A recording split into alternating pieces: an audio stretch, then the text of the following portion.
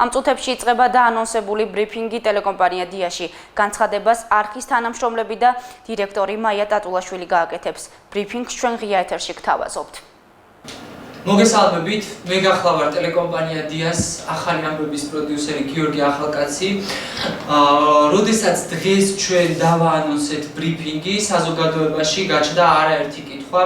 კერძოდ საუბარი იყო თითქოს და ტელეკომპანია დია გასხმის და ან იხურება, ან თანამშრომლები ტოვებენ. მე მინდა საზოგადოებას სავედირო ვაცნობე, რომ ეს არც ერთი ინფორმაცია სიმართლეს არ შეესაბამება და პირიქით ჩვენ აქ დღეს იმისთვის შევიკრიბეთ, რომ გაცნობოთ ის სასიხარულო ამბები, რომელმაც ჩვენ ძალიან გაგვახარა.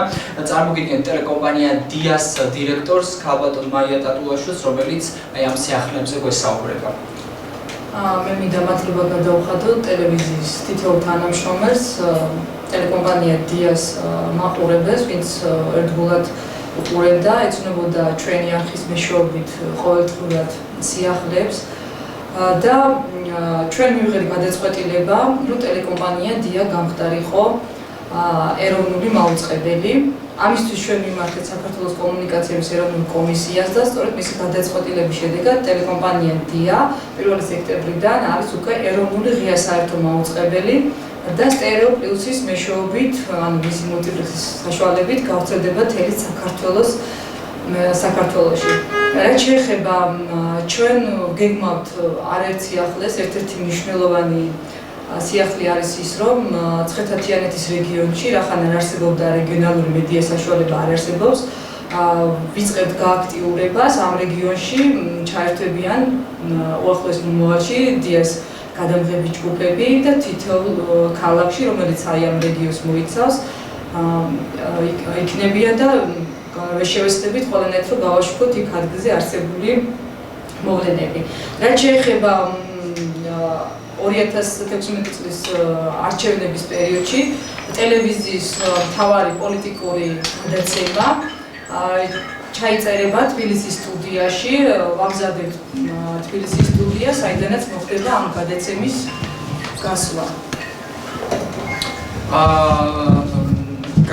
საკმაოდ საინტერესო სიახლეები არის ტელევიზიაში. მე თითოეულ თანამშრომლის სახელით მინდა მაყურებელს მიმართო და უთხრა, რომ ჩვენ ახალი სეზონიდან საკმაოდ საინტერესო სიახლეებს გვირდებით. დაგეგმილი არის არხის სრული რებრენდინგი, საინფორმაციო გამოშვება გახდება უფრო საინტერესო, ვიდრე აქამდე იყო.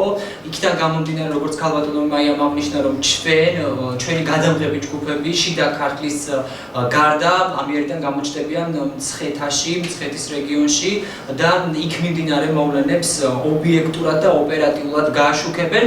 ბუნებრივია, არ დარჩება ყურადღების გარეშე, ალბათ ქალბატონი მაიას და მეთანხმება დედაქალაქი, სადაც იქ რეგიონულ მაუწყებელთა ასოციაციის დახმარებით ჩვენ იქ მიმდინარე მოვლენებს ობიექტურად და ოპერატიულად გადავცემთ ჩვენს მაყურებელს.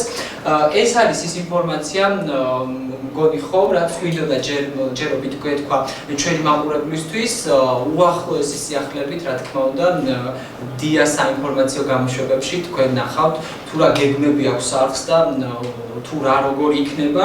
ქალბატონმა მაიამ ისაუბრა ახალ პროექტზე, რომელიც დედაქალაქიდან უნდა წარიმართოს წინასაარჩევნოდ არხის მთავარი პოლიტიკური თოქ-შოუ, რომელსაც მაქვს პატივი რომ მე წარუძღვე, ასე რომ წინ საკმაოდ საინტერესო გადაცემები და საინტერესო საეთერო ბადე-გელოდებათ თქვენ. გმადლობთ.